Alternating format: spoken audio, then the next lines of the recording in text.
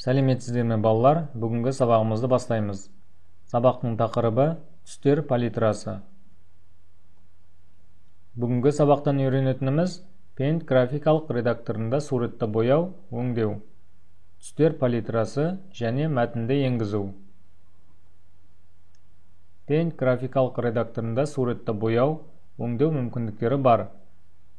Суретті салу барысында оларды өз қалауымызша кез келген түспен бояп өңдей аламыз. Салынған суреттерді қалай бояймыз? Түсті таңдау үшін алдымен қажетті құралдарды, яғни қарындаш немесе құйып бояу құралын таңдаймыз. Содан кейін түстер палитрасындағы керек түсті таңдап, тінтуірдің сол жақ батырмасын бір рет чертеміз. Бірінші орналасқан түс 1 бұл қылқалам қарындаш арқылы фигуралар контурын сызу үшін қолданылады.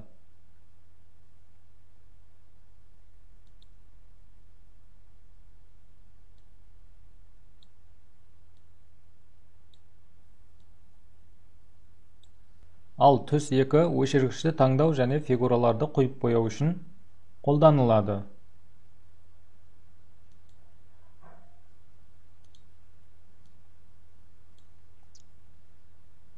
Суреттерді құйып бояу құралын пайдаланып бояймыз. Ол үшін түстер палитрасынан түс таңдауымыз керек.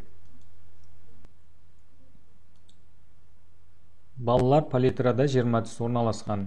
Осы түстерді пайдалана отырып, суреттердің әрқайсысына өзіне тән түстерді таңдап, құйып бояу батырмасымен құйып отырамыз.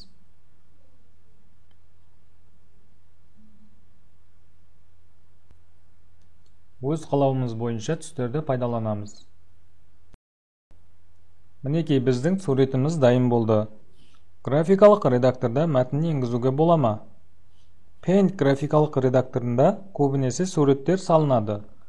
Бірақ сурет атауларын суретке қатысты қысқа мәтінді кірістіруге болады. Ол үшін құрал саймандар тақтасынан мына көрсетілген А мәтін жазу батырмасын қолданамыз. А батырмасын басқаннан кейін өзімізге керек жерге тінтуірді басамыз. Одан кейін мәтінді енгіземіз.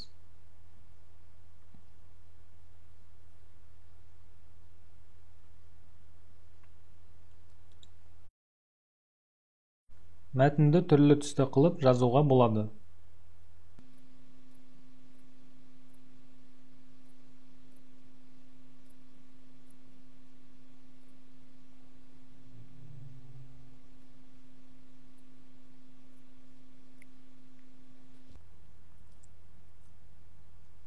Графикалық редактордағы мәтін жазуға арналған құрал саймандар тақтасы мәтіндік редактордың пішімдеу тақтасына өте ұқсас.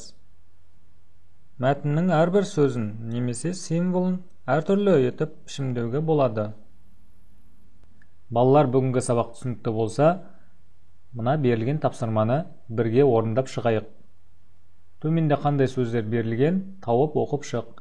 Яғни ұяшықтар мен әріптерді түстеріне сәйкес орнына қойып шығамыз. Олай болса бастаймыз.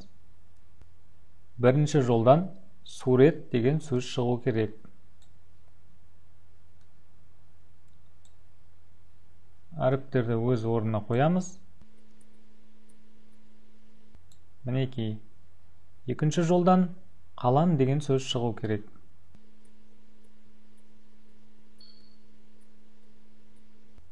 Үшінші жолдан қандай сөз шығады деп ойлайсыңдар? Бәрекелді. Палитра.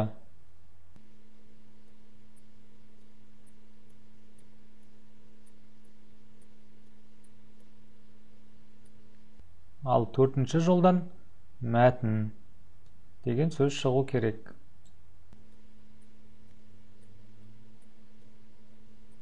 Ал бесінші жолдан құжат деген сөз шығу керек.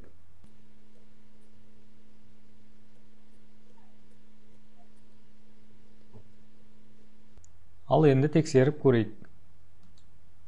Мінекей балалар, барлығы дұрыс орындалды, жарайсыңдар.